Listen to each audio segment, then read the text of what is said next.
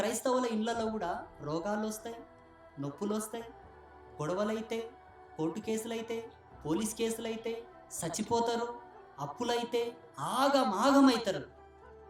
మళ్ళా 33 కోట్ల దేవతలు ఉండరు కదా మనకు. ఒక్కరన్నా మన దేవుళ్ళ దగ్గరకు వచ్చి ఇంత మొక్కి, ఇంత టెంకాయ కొట్టి పూజ చేసి ఏమన్నా అడుక్కునే వాళ్ళు ఎవరన్నా ఉన్నారా? వస్తారా మన దేవుళ్ళ దగ్గరికి ఎవరన్నా? మళ్ళీ దునియలేని ఆపతులు నీకే వచ్చానా? దునియలేని కష్టం నీకే వచ్చానా? దునియలేని అప్పులు నీకే అయినా, లేకపోతే దునియలేని పంచాయతీలు నీ కొంపకే వచ్చానా? పోనీ నీ కొంపకొచ్చిన కంపని తీర్చుకోనికే నీ ధర్మంలో దేవుళ్ళు గతిలేరా?